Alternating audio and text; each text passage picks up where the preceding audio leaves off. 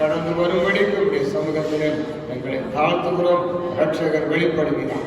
இயேசு கிறிஸ்துவின் நாமத்தில் ஜெபிக்கிறோம் நல்ல பிதாவே, ஆமென். 127வது சங்கீதம் பாஸ்டர் வாசிப்பாங்க. 128வது சங்கீதம் மேற்கொள்ளத்தில் பாஸ்டர் வாசிப்பாங்க.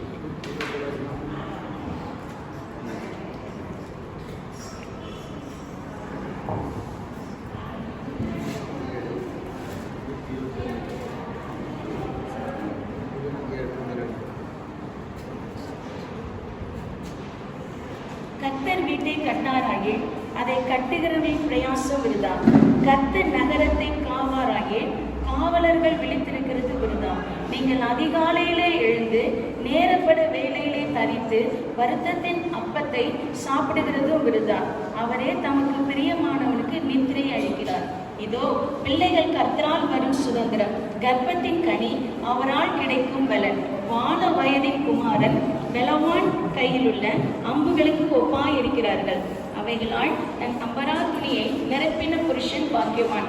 அவர்கள் நாணமடையாமல் ஒளிமுக வாசலில் சத்துருக்களோடு பேசுவார்கள். சங்கீதத்தை கர்த்தரை ஸ்தோத்திரிப்போம். இன்னொரு சங்கீதத்தை வாசிப்போம். 128வது சங்கீதம். சங்கீதம் 128. கர்த்தருக்கு பயந்து அவர் வழிகளில் நடக்கிறவன் எவனோ அவர் பாக்கியவான். உன் கைகளின் பிரயாசத்தை நீ சாப்பிடுவாய், உனக்கு பாக்கியமும் நன்மையும் உண்டாயிருக்கும். உன் மனைவி உன் வீட்டோரங்களில் கனிந்தரும் திராட்சை கொடியை போல் இருப்பாள். உன் பிள்ளைகள் உன் பந்தியை சுற்றிலும் ஒலிவு மர கற்றுகளைப் போல் இருப்பார்கள். இதோ கர்த்தருக்கு பயப்படுகிற மனுஷன் இவ்விதமாய் ஆசீர்வதிக்கப்படுவான். கர்த்தர் சீயோனிலிருந்து உன்னை ஆசீர்வதிப்பார். நீ ஜீவனுள்ள நாளெல்லாம் எருசலேமின் வாழ்வை காண்பாய். நீ உன் பிள்ளைகளின் பிள்ளைகளையும் இஸ்ரவேலுக்கு உண்டாகும் சமாதானத்தையும் காண்பாய். சங்கீதத்துக்காக கர்த்தரை ஸ்தோத்திரிப்போம். இந்த சங்கீதத்தில் சொல்லப்பட்ட அத்தனை ஆசீர்வாதங்களும் அருமையான மகன் டேனி ஆர்த்தியுடைய வாழ்க்கையில் கர்த்தர் நிறைவேற்ற போகிறபடினாலே ஆண்டவருக்கு நாம் நன்றி செலுத்துவோம். இந்த வேளையில் சகோதரர் டேனி அவங்க ஒரு 5 நிமிஷம் சாட்சி சொல்லுவோம் தேவனோடு நடக்கிற விதத்தில். கர்த்தருடைய பரிசுத்த நாமத்திற்கு ஸ்தோத்திரம். இப்பொழுதும் கூட அடிமை ஒரு சிறு சாட்சியாக நிறுத்தினதுக்காய் கர்த்தரை ஸ்தோத்தரிக்கிறேன். கடந்த நாட்களில் எங்களுக்கு ஆர்த்திக்கும் எனக்கும் திருமணமாகி இந்த நாள் வரைக்கும் கர்த்தர் எங்களை கண்மணி போல பாதுகாத்து கர்த்தர் அதிசயமாய் அற்புதமாய் ஒவ்வொரு நாளும் அருமையாய் இனிமையாய் எங்களை நடத்தி வந்த கிருபைக்காய் கர்த்தரை ஸ்தோத்தரிக்கிறேன். இந்த நாளிலும் கூட கர்த்தருக்கு ஒரு நல்ல ஒரு சாட்சியாக நிற்கும்படியாய் அடிமை அடிமையும் ஆர்த்தியும் எங்களுடைய குடும்பத்தார் அனைவரும் நிறுத்தினபடியால் கர்த்தரை ஸ்தோத்தரிக்கிறேன். இந்த நாட்களில் ஆர்த்திக்கு கூட கடந்த நாட்களில் கொஞ்சம் ப்ராப்ளம் இருந்தங்காட்டி டாக்டர்கிட்ட கன்சல்ட் பண்ணி நிறைய காரியங்களை பண்ணி கர்த்தர் இந்த அற்புதமாய் ஒரு கர்ப்பத்தின் கனியை தந்து தொடர்ந்து ஒரு 9 மாதங்கள் கடந்து வரும்படியாய் இந்த கர்ப்பத்தின் கனி தொடர்ந்து நன்றாய் வளர்ந்து நல்ல ஒரு ரிசல்ட்டை தரும்படியாய் கர்த்தர் இதற்காய் கூட உதவி செய்தால் எங்களுக்காய் தொடர்ந்து ஜெபித்த எல்லா பாஸ்டர்களுக்காய் எங்கள் ஐக்கியத்தில் இருக்கிற மக்களுக்காய் எங்களுக்கு ஒவ்வொரு நாளும் எங்களுடைய நலனை விரும்பி ஒவ்வொரு நாளும் ஜெபித்த ஒவ்வொருவருக்காய் கூட இந்த வேலையில் கூட நன்றி செலுத்த கடமைப்பட்டனாக இருக்கிறேன். இதற்கு முக்கியமாய் காரணமாக இந்த எல்லாருக்காய் கூட இந்த நாளில் கூட கர்த்தருக்கு நன்றி செலுத்தும் விதமாய் கூட இந்த ஸ்தோத்திர நன்றி எழுதல் கூட்டத்தை வைத்திருக்கிறோம். தொடர்ந்து கர்த்தர் இந்த கூட்டத்தில் கூட கர்த்தர் ஆசீர்வதித்து வருகிற நாளில் இந்த பிள்ளை வளர்ந்து கர்த்தருக்கு சாட்சியாய் கர்த்தருக்கு உண்மையுள்ள பிள்ளையாய் இருக்க அதை நாங்கள் வளர்த்தெடுத்த அதற்கு கர்த்தர் நல்ல கிருபையும் ஞானத்தையும் வெள்ளத்தையும் தரும்படியாய் தொடர்ந்து எங்களுக்காய் எங்கள் குடும்பங்களுக்காய் எங்கள் வழிநடத்துகிற மக்களுக்காய் எங்கள் சபைகளுக்காய் சபை போதர்களுக்காய் சபையில் அசிஸ்டன்ட் பாஸ்டர்ஸ்க்காய் எங்களை வழிநடத்துகிற ஒவ்வொரு மக்களுக்காய் கூட தொடர்ந்து எங்களுக்காய் கூட ஜெபித்துக் கொள்ளும்படி கேட்டுக்கொள்கிறோம். அல்லேலூயா. கர்த்தருடைய பரிசுத்த நாமத்திற்கு மகிமை உண்டாவதாக. கூடி வந்திருக்கும் யாவரையும் ஆண்டவரும் அருமை ரட்சகருமாகிய இயேசு கிறிஸ்துவின் இன்ப நாமத்திலே உங்களை வாழ்த்துகிறேன், வரவேற்கிறேன். ஆண்டவர் நம்ம ஒவ்வொருவரையும் அதிகமாக ஆசீர்வதிப்பாராக. குறிப்பாக உங்களுக்கு ஆர்த்தியை ஞானியும் வாழ்த்துகிறேன். ஆர்த்திய கர்த்தர் நன்மையினாலே நிரப்புவாராக. இதனால் நாம் சற்று நேர தியானத்திற்கு ஒரு வேத பகுதியை நாம் வாசிக்கலாம். சங்கீதங்களின் புத்தகம் 85வது சங்கீதம் 12வது வசனம். சங்கீதம் 85:12. போதும். அல்லேலூயா. கர்த்தர் நன்மையானதை தருவார். ஒருவேளை ஆர்த்திக்கு மாத்திரமல்ல, வந்திருக்கிற நம்ம எல்லாருக்கும் நன்மையானதை தருகிறவர் நம்முடைய ஆண்டவர். வசனம் சொல்லுகிறது கர்த்தர் நன்மையானதை தருவார். வேதம் சொல்லுகிறது சங்கீதங்கள் புஸ்தகம் 119வது சங்கீதம் 68வது வசனம் இவ்வாறாக சொல்கிறேன், தேவரே நீ நல்லவரும் நன்மை செய்கிறவருமாய் இருக்கிறேன் சொல்லப்பட்டிருக்கிறது. சங்கீதம் 119:22 சொல்லுது, முதல் அடியனுக்கு நன்மையாக துணை நில்லும் சொல்லப்பட்டிருக்கிறது. சங்கீதக்காரன் தாவீது சொல்கிறான் 13வது சங்கீதத்துல, கர்த்தர் எனக்கு நன்மை செய்தபடினாலே நான் அவரை என்ன பண்ணுவேன், பாடுவேன் என்று சொல்லுகிறான். வேதம் சொல்லுகிறது நன்மையான எந்த ஈவும் பூரணமான எந்த வரமும் பரத்திலிருந்து உண்டாகி சோதிகளின் பிதாவின் இடத்திலிருந்து இறங்கி வருகிறது. அப்போ இந்த மகளுக்கு நன்மையான ஈவுகளை தேவன் பரலோகத்திலிருந்து உருவாக்கி அதை வந்து கிடைக்கும்படியாக கிரியை செய்கிறவராக இருக்கிறார். ஆக நம்முடைய ஆண்டவரும் நன்றி அறியாதவர்களுக்கும் துரோகிகளுக்கும் நன்மை செய்கிற ஆண்டவராக இருக்கிறார். அப்படிப்பட்ட தேவன் சொல்லுகிறார் கர்த்தர் நன்மையானதை தருவார். அப்போ நம்ம ஒவ்வொருவரும் ஒரு விதமான நன்மையை எதிர்பார்க்கலாம். குறிப்பாக ஆர்த்தி எதிர்பார்த்திருக்கிற நன்மையானதை கர்த்தர் தருவேன்னு சொல்லி வாக்குத்தத்தம் செய்து அந்த மகளிர் வாழ்க்கையில் இந்நாள் வரைக்கும் கர்த்தர் அற்புதமாய் நடத்தி கொண்டிருக்கிறார். அப்போ அந்த வேதம் சொல்கிறது கர்த்தர் நன்மையானதை தருவார். ஆக கர்த்தரிடத்தில் நன்மையானதை நாம் பெற்றுக்கொள்ள வேண்டும் சொன்னா நாம் எப்படி காணப்பட வேண்டும், எப்படி காணப்பட்டா கர்த்தர் நன்மையானதை தருவார் சொல்லி ஒரு சில காரியங்களை நாம் பார்க்கலாம். முதலாவது ஒரு வசனத்தை வாசிக்கலாம். நீதிமொழிகளின் புஸ்தகம் 12வது அதிகாரம் 22வது வசனம்.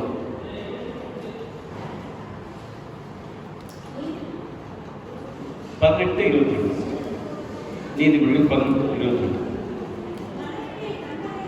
மனைவியை கண்டடைகிறவன் நன்மையான கண்டடைகிறான். அல்லேலூயா. அப்ப டேனிக்கும் ஆர்த்திக்கும் கடந்த நாட்களிலே திருமணம் நடந்தது. அல்லேலூயா.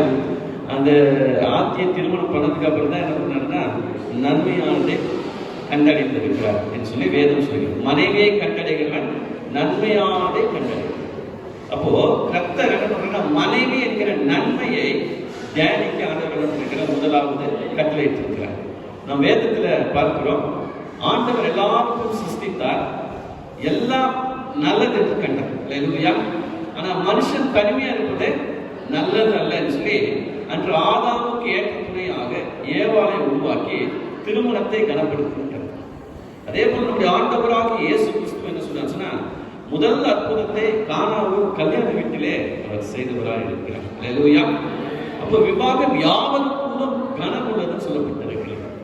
அப்போ டேனியலுடைய வாழ்க்கையிலும் சரி ஒவ்வொரு புருஷனுடைய வாழ்க்கையிலும் மனைவி வரும்பொழுது கர்த்தர் மனைவியை கண்டடைகிறவன் நன்மையை கண்டடைகிறார். அப்போ மனைவி என்கிற நன்மையை கர்த்தர் என்ன பண்ணிருக்கிறார்? நன்மையானது தருவச்சு கர்த்தர் மனைவி என்கிற நன்மையை கர்த்தர் என்ன பண்ணிருக்கிறார்?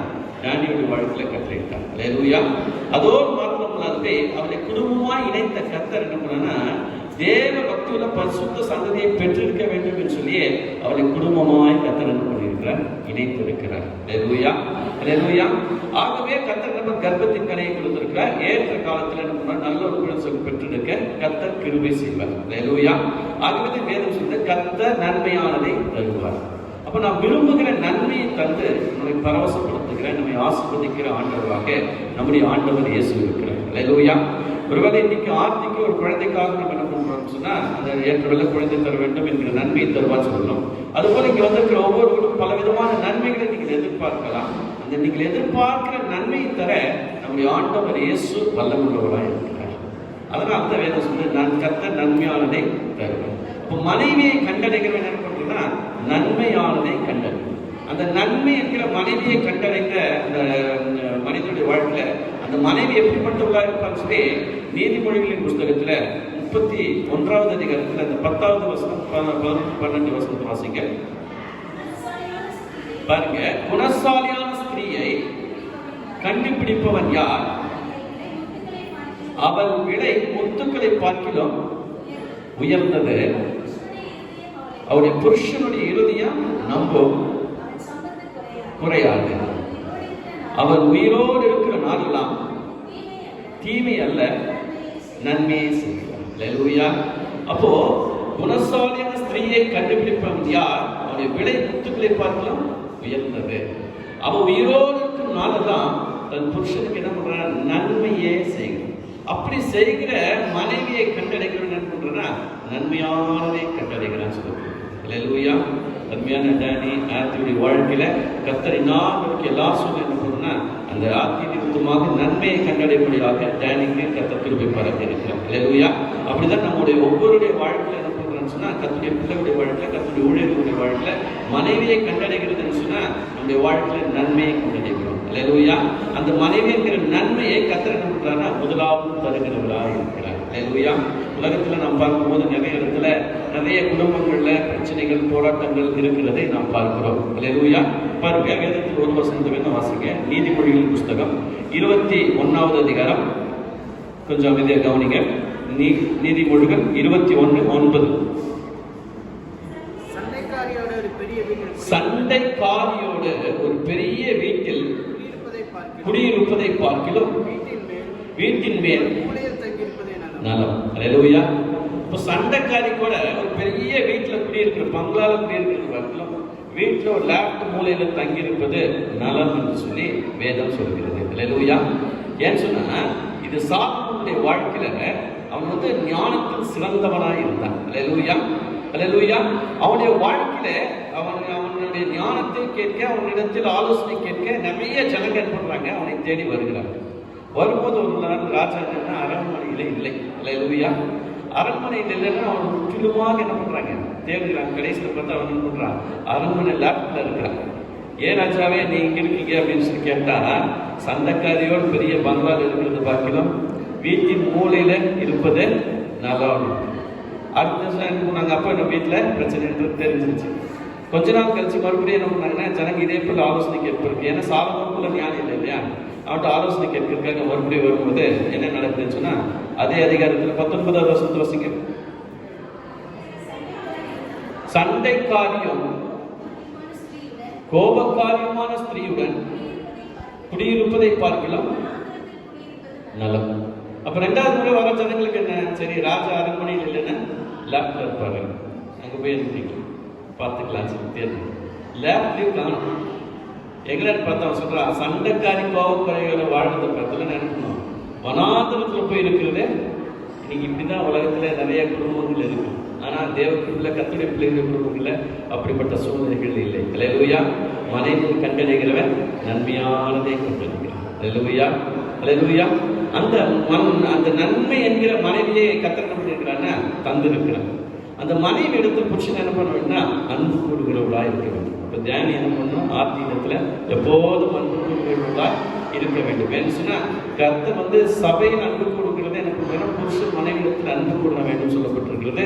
அதே போல கொலோசியர்ல நீங்க வாசிக்கும் போது என்ன சொல்லப்பட்டிருக்குன்னா, மனைவியை கசந்து கொள்ளாதீர்கள் என்று சொல்லப்பட்டிருக்கிறது. அதுபோல 1 பேதுரு நிருபத்துல நம்ம வாசிக்கும் போதுன்னா, மனைவியானவர் பலவீனமானவா இருக்கிறதுனால அவர்களோடு கூட நித்திய ஜீவனை சுதந்திரிக்கிறவர்களானபடினால அவர்களோடு விவேகமாய் வாழ வேண்டும் சொல்லப்பட்டிருக்கிறது. அல்லேலூயா. அப்ப கர்த்தர் நன்மையானதை தருவார் சொன்னா, முதல் நன்மைன்னு சொன்னா, மனைவி என்கிற நன்மையை யாருக்கு தந்திருக்கிறாரு? டேனிக்கு தந்திருக்கிறார். இருக்கிற எல்லா புருஷனுக்கும் கர்த்தர் தந்திருக்கிறார். அல்லேலூயா. அப்ப நம் நன்மையில ஒரு நன்மை என்ன சொன்னா, மனைவியை கண்டடைகிறது நன்மை. அல்லேலூயா. அப்ப நம்ம குடும்பமா இருக்கிறது, நமக்கு மனைவி இருக்கிறதுன்னு சொன்னா கர்த்தர் கொடுக்கிற நன்மை. அல்லேலூயா. இரண்டாவது ஒரு காரியத்தை வாசித்தானா, சங்கீதங்களின் புஸ்தகத்துல 34வது சங்கீதம் 10வது வசனம் சொல்லுது, சிங்க குட்டிகள் தாய்ச்சிருந்து என்ன பண்ணும்? பட்டினியா இருக்கும். கர்த்தரை தேடுகிற ஜனங்களுக்கு ஒரு நன்மை கூறிவிட்டோம். இப்ப டேனி ஆர்த்தியுடைய வாழ்க்கையில கர்த்தரை தேடுவதற்கு நாம் முதலிடம் கொடுக்கும்போது, இங்க வந்திருக்கிற நம்ம எல்லாரையும் முதலிடம் கர்த்தருக்கு கொடுத்து கர்த்தரை தேடும் பொழுது நம்முடைய வாழ்க்கையில கர்த்தர் நன்மையானதை தரும். நம்முடைய வாழ்க்கையில நன்மையானதை பெற்றுக்கொள்ள வேண்டும் சொன்னா நாம் கர்த்தரை தேட வேண்டும். அப்போ வேதத்தில் நம்ம பார்த்தீங்கன்னு சொன்னா, அநேக கர்த்தரை என்ன பண்ணாங்க? தேடினாங்க, கர்த்தரிடத்திலிருந்த நன்மையை பெற்றுக்கொண்டாங்க. ஆண்டவராக இயேசு கிறிஸ்து அதை சொல்லும் பொழுது, முதலாவது தேவனுடைய ராஜ்யத்தையும் நீதியை தேடுங்கள், எல்லாம் கூட என்ன பண்ணும்? உங்களுக்கு கொடுக்கப்படும். அப்ப கர்த்தரை கண்டடைய சமய தக்கத்துல என்ன பண்ணுங்க? தேடுங்கள். அவரை தேடினா உங்களுக்கு தென்படுவார், விட்டுட்டீங்கன்னா அவர் விட்டு விடுவார் என்று சொல்லி ஆண்டவர் சொல்றார். அல்லேலூயா. அப்ப தேவனுடைய பிள்ளைகளா இருக்குன்னா, ஒவ்வொரு நாளும் அதிகாலையில கர்த்தரை என்ன பண்ண வேண்டும்? தேட வேண்டும். நம்முடைய சூழ்நிலைகள், எல்லா சூழ்நிலையிலும் கர்த்தரை கருத்தாய் தேடுகிறவர்களாய் நாம் காணப்படும் பொழுது நம்முடைய வாழ்க்கையில கர்த்தர் நன்மையானது தருவார். அல்லேலூயா. அப்ப நீங்க காலை நேரத்தில் கர்த்தரை தேடணும், குடும்பமாய் கர்த்தரை தேடணும், ஆலயத்துக்கு போய் கர்த்தரை என்ன பண்ணணும்? தேடணும். அப்படி நீங்க கர்த்தரை தேடும் பொழுது உங்களுடைய வாழ்க்கையில ஒரு நன்மை குறைவிடாம கர்த்தர் நன்மையானதை கர்த்தர் தருவார். அல்லேலூயா. மூன்றாவது கடைசியாக ஒரு காரியத்தை வாசிக்கிறேன். சங்கீதங்களின் புஸ்தகம் 27வது சங்கீதம் 13வது வசனம் பாருங்க.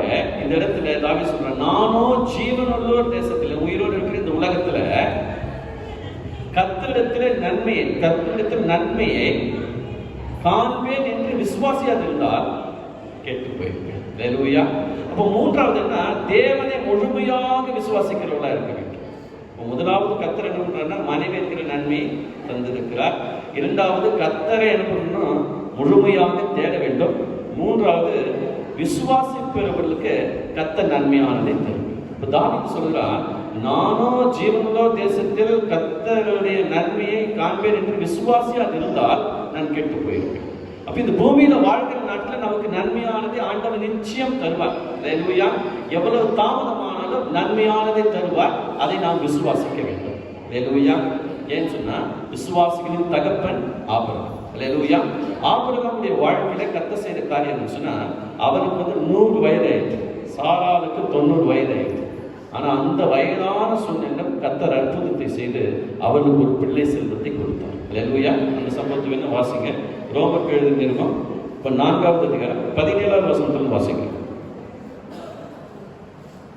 ரோமர் 4:17.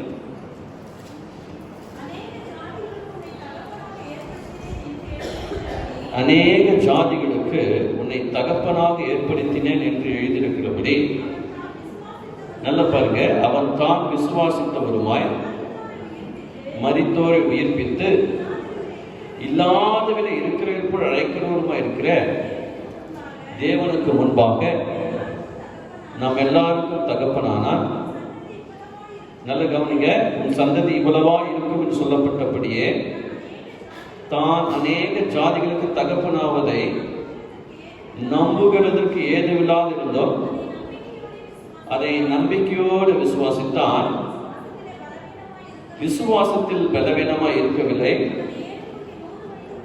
பாருங்க, நல்ல கவனிங்க, ஏறக்குறைய 100 வயதுள்ளவனாக இருந்தபோது தன் சரீரம் செத்து போனதையும் சாராளுடைய கர்ப்பம் செத்து போனதையும் எண்ணாதிருந்தான். தேவனுடைய வாக்குத்தத்தத்தை குறித்து அவன் அவிசுவாசமாய் சந்தேகப்படாமல் தேவன் வாக்குத்தத்தம் பண்ணினதை நிறைவேற்ற வல்லவராய் இருக்கிறார் என்று முழு நிச்சயமாய் நம்பி தேவனை மகிமைப்படுத்தி விசுவாசத்தில் வல்லவனானான். ஆகையால் அது அவனுக்கு நீதியாக எண்ணப்பட்டது. அது அவனுக்கு நீதியாக எண்ணப்பட்டது என்பது அவனுக்காக மாத்திரமல்ல, நமக்காக எழுதப்பட்டிருக்கிறது. அல்லேலூயா. ஆபிரகாமை கர்த்தர் அழைக்கும் பொழுது அவனுடைய வயது 75. அல்லேலூயா. 75 வயதுல கர்த்தர் அழைத்தார். அல்லேலூயா. ஆனா அந்த வாக்குத்தத்த பிள்ளையா இருக்கிற ஈசாக்கை பெறும் பொழுது ஆபிரகாமுடைய வயது 100. அல்லேலூயா. கிட்டத்தட்ட 25 வருட காலங்கள் காத்திருக்க வேண்டிய சூழ்நிலையானது. அல்லேலூயா. முதிர் வயது ஆபிரகாம் 100 வயதாகிவிட்டது. சாராளுக்கு 90 வயதாகிவிட்டது. மெடிக்கல் ரீதியா சாத்தியக்கூறுகள் இல்லை. அல்லேலூயா. ஆனால் அந்த சரீரம் செத்து போன காரியத்தையும் சாத்தியக்கூறும் இல்லை என்கிற காரியத்தை அவன் மைண்ட்ல எடுக்கல. அல்லேலூயா. கர்த்தர் என்ன பண்றாருன்னா, எந்த சூழ்நிலையிலும் அற்புதத்தை செய்ய வல்லமுள்ளவராக இருக்கிறான்னு சொல்லி அவன் முழுமையாய் விசுவாசித்தான். அல்லேலூயா. அதான் அந்த வேதம் சொல்லி, விசுவாசமானது நம்பப்படுவதின் உறுதியும் காணப்படாதவர்களின் நிச்சயமா இருக்கிறது. தேவனிடத்தில் சேர்கிறவர்கள் தேவன் உண்டு என்றும் தம்மை தேடுகிறவர்களுக்கு அவர் பலனளிப்பார் சொல்லி விசுவாசிக்க வேண்டும் சொல்லப்பட்டிருக்கிறது. அல்லேலூயா. அப்படி ஆபிரகாம் சொன்னா தேவனை விசுவாசித்தான். அதனால அது நீதியாக எண்ணப்பட்டது. அவன் வயது சென்ற நாட்களிலே கர்த்தர் என்ன பண்ணான்னு சொன்னா அற்புதத்தை செய்து அவன் 100 வயதாக இருக்கும் பொழுது, சாரா 90 வயதாக இருக்கும் பொழுது கர்த்தர் ஒரு பெரிய ஒரு அற்புதத்தை செய்து ஈசாக் என்கிற ஒரு மகனை கொடுத்தார். அல்லேலூயா. அது ஆபிரகாமுக்கும் சாராவுக்கும் மாத்திரமல்ல, நமக்காகவும் எழுதப்பட்டிருக்குன்னு சொல்லி வேதம் சொல்லுகிறது. அல்லேலூயா. அல்லேலூயா.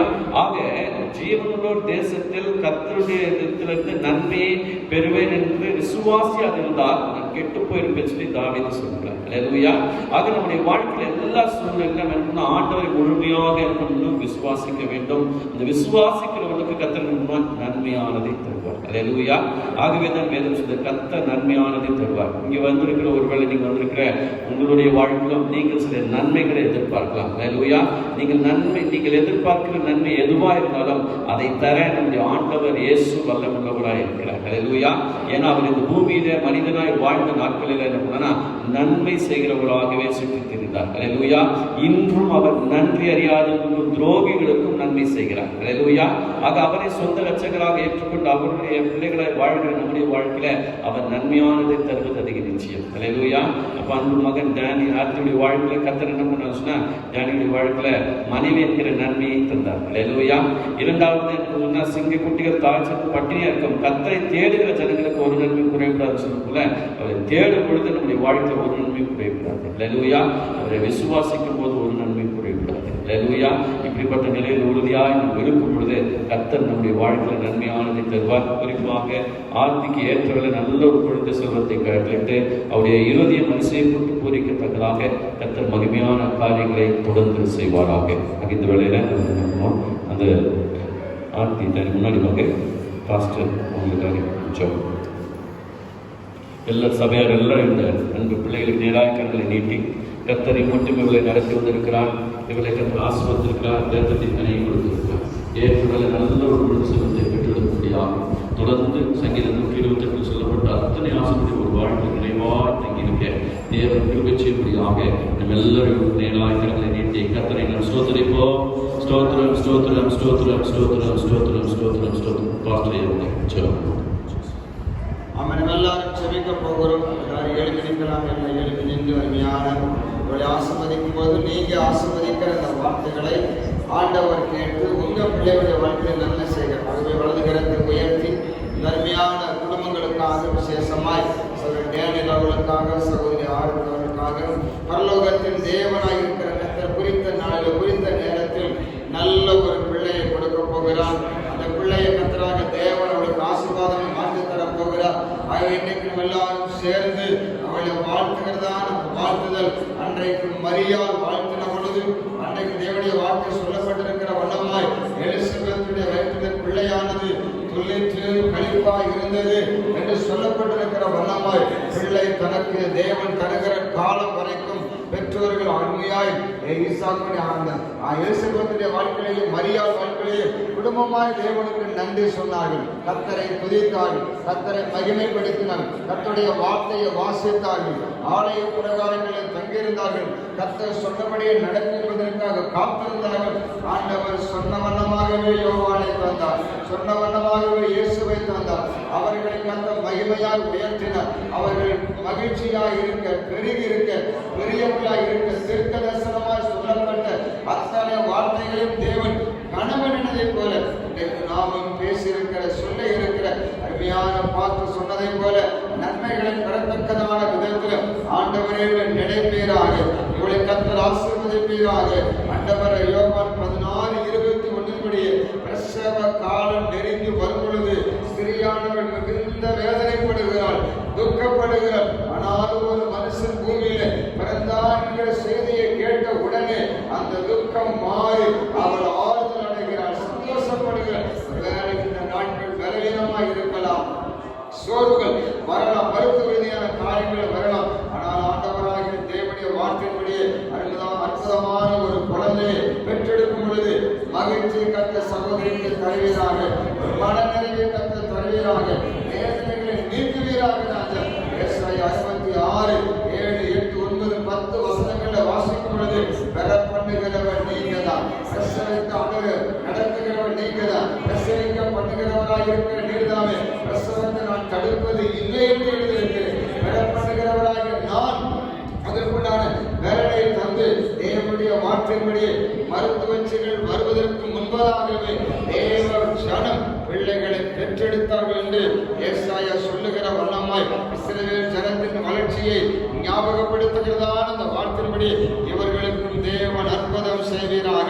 பெற பண்ணுகிறவன் நீங்க தான், மருத்துவக்காரர்கள் உதவி செய்கிறவன் நீங்க தான், பிரசவிக்க பண்ணுகிறவன் நீங்க தான். ஆண்டவரே அது நிமித்த குடும்பத்திற்கு ஆறுதல், ஒரு சந்தோஷம், மன நிறைவு கர்த்தர் கொடுத்திருக்கிறார்கள் ஒரு நிச்சயத்தை உணர்ந்து கொள்ள கிருபை பாராட்டும்படி நாங்கள் செவித்து மனதார ஆசீர்வதிக்கிறோம். ஆண்டவரே இவர்களை வாழ்த்து ஆசீர்வதிக்கும் பொழுது வேலைக்கு அறைக்குள்ளே நின்று கொண்டிருக்கிற வேறு யாராலும் தன்னுடைய பிள்ளைகளுக்கு இன்னும் திருமணமாகலே என்று கண்ணீரோடு வந்திருக்கிறார். திருமணமான தன்னுடைய பிள்ளைகளுக்கு 2 ஆண்டுகள், 5 ஆண்டுகள், 10 ஆண்டுகளாகி குழந்தை பாக்கியமில்லை என்று ஏங்கி வந்திருக்கலாம். என் இயேசுவின் நாமத்தினால் இன்றைக்கு இவர்கள் ஒவ்வொருவருக்காக செபிக்கிறோம்.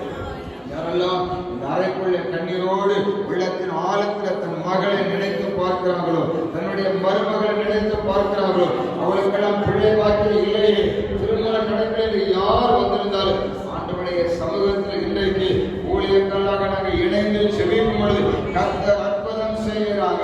அவர்களுக்கு நீர்தான் தெய்வம், அவர்களுக்கு நீங்க தான் ஆண்டவர். எந்த சத்துரு தடைப்பட்டிருந்தாலும் அந்நாளும் கற்பத்தை திறந்த ஆண்டவர், ராகிகளின் கற்பத்தை திறந்த ஆண்டவர், நீரை நினைக்கிற தெய்வம் அல்லவா. ஆண்டவரின் சங்கீதம் 115, 10, 11, 12 வசனத்தின்படி அவர் நம்மை நினைத்திருக்கிறார், அவர் நம்மை ஆசீர்வதிப்பார். அவர் சிறியோரையும் பெரியோரையும் ஆசீர்வதித்து அவர்களை வர்த்திக்க பண்ணுகிறதான கர்த்தர் நீர், அவர்களை பெருக பண்ணுகிறதான கர்த்தர் நீர். ஆகவே நீங்க சொன்னபடியே செய்து எல்லாரையும் நிரப்பன ஆசீர்வதி. எங்களுடைய குடும்பத்திற்காக செபிக்கிறோம், சகோதர குடும்பங்களுக்காக செபிக்கிறோம். மிகுந்த சந்தோஷத்தோடு இந்த காரியத்தில் பங்கெடுக்கிறவர்கள் பிரயாணம் இருக்கலாம். சங்கீதம் 121 சங்கீதத்தில் சொல்லப்பட்டிருக்கிற அத்தனை பாதுகாப்பை தருவீராக. சகோதரி போகும்போதும் ஆசீர்வாதம், தன்னுடைய திரும்பத்தின் வீட்டிற்கு வரும் பொழுதும் ஆசீர்வாதம். ஆகவேதான் உன் போக்கையும் உன் வரத்தை இது முதற்கொண்டு நான் உன்னை ஆசீர்வதிப்பேன் சொல்லுகிறேன். பகல்ல, மதியானத்தில், இரவில் எந்த ஒரு இக்கட்டான சூழ்நிலைகள் வரக்கூடாது. இரவிலும் பகலிலும் பாதுகாக்கிற தேவன்.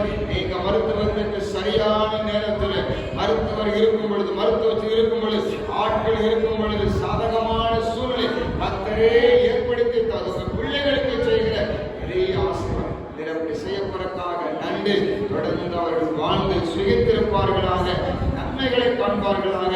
இன்றைக்கு சொன்ன வண்ணமாய் நன்மைகளை காண்கிறதான இவர்களை தேவனுடைய நன்மையானது என்னாலும் தங்கும்படியாக ஜெபிக்க நீதிமானுடைய சிரசின் பேரில் ஆசீர்வாதங்கள் என்னாலும் தாங்கும். கர்த்தர் நம்முடைய ஜனத்தை நீதிமானாக்கி கொண்டு வைத்திருக்கிறேன். ஆசீர்வாதங்களை தங்க பண்ணுங்க, மன நிறைவை தந்து ஆசீர்வதித்து பெருக பண்ணும்படியாக நான் ஜெபிக்கிறேன். இயேசு கிறிஸ்து அற்புதமான நாமத்தினாலே இவர்களை வாழ்த்தி ஆசீர்வதித்து ஜெபிக்கிறோம். ஜீவனுள்ள நல்ல பிதாவே, ஆமென். உம்மை போல யாருக்கு நன்மை செய்ய நீ உண்டு.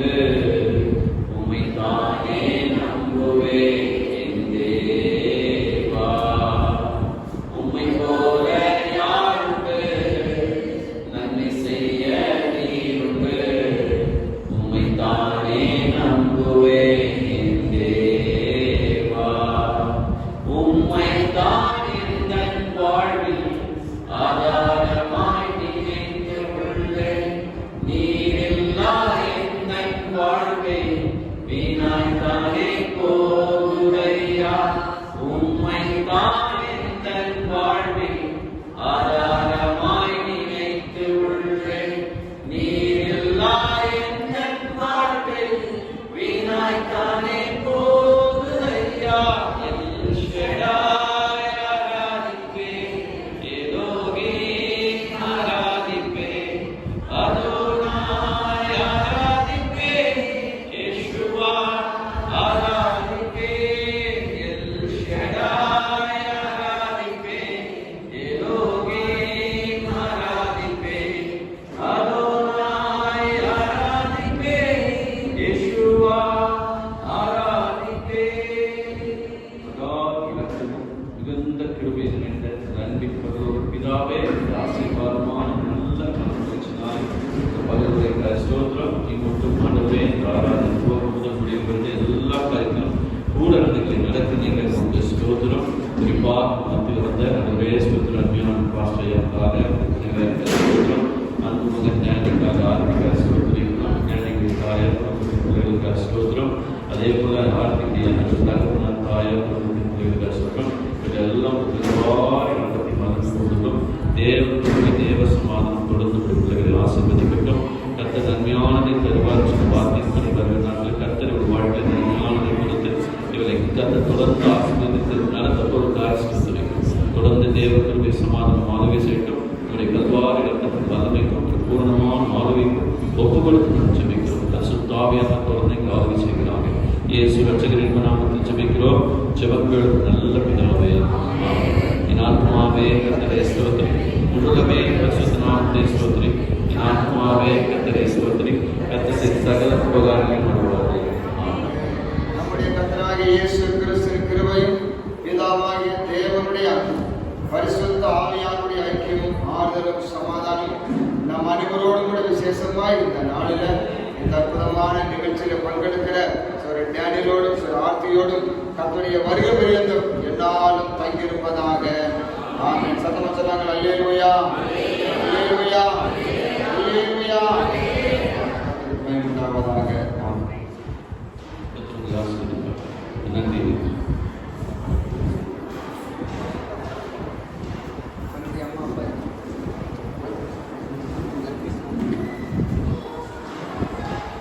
கர்த்தருடைய பரிசுத்த நாமத்துக்கு கூடி ஸ்தோத்திரம். ஆண்டவருடைய பெரிதான கிருபையினாலே இவ்வளவாய் தேவன் அந்த மகளை உருவாக்கி ஒரு மனுஷியாய் இந்த பூலோகத்தில் வர செய்து அவளுக்கு ஒரு நல்ல வாழ்க்கையை ஏற்படுத்தி அடுத்து ஒரு தாயாய் ஆண்டவர் நிலை நிறுத்தி இத்தனை ஜனங்களை கூடி வர செய்து எல்லாரும் அந்த பிள்ளைக்காய் நன்றி சொல்லும்படியாய் இந்த தரத்தை ஏற்படுத்தி கொடுத்து கோடான கூடி தேவனுக்கு முதலாவது ஸ்தோத்திரங்களை ஸ்துதிகளை ஏறெடுக்கிறேன். வந்திருக்கிற ஒவ்வொருவருக்கும் எங்கள் குடும்பத்தார் சார்பிலே வருகை என்று வரவேற்கிறேன். இப்பொழுதே எங்களுடைய நன்மையை ஆண்டவர் செய்தபடினாலே ஆண்டவருக்கு நன்றி சொல்லும் விதமாய் ஆண்டவரை ஆராதித்து கொடுத்த வந்திருக்கிற பாஸ்டரையாவுக்கும் அவரோட குடும்பத்தாருக்கும் நான் நன்றி சொல்லுகிறேன்.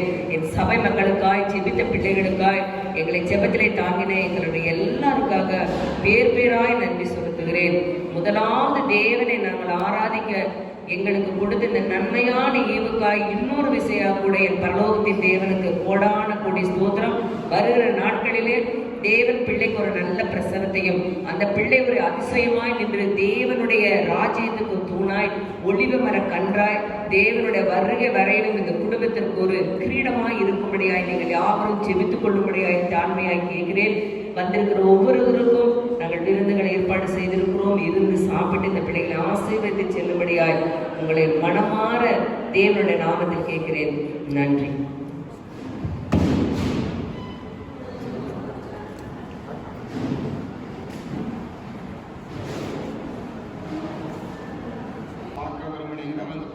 வார்த்தை சொல்லி ஜெபம் பண்ணிட்டு ஹாஸ்பிட்டலுக்கு போங்க. அப்படி 2-5 நிமிஷத்துக்கு பின்னால் ரைட் ரெடி ஆகிடுச்சு. சாப்பிட போயிருந்தாங்க. கத்தவங்களை ஆசைப்படுறாங்க. ஒரு மாப்பிள்ளாங்க சமையல் கணக்கில் இருக்காங்க. ஏழை மனிதருக்கு வாங்க வாங்க துணை கூப்பிட்றாங்க வாங்க. நான் போட்டு வந்து அவங்களுக்கு நமக்கு பரிமாறிட்டாரு.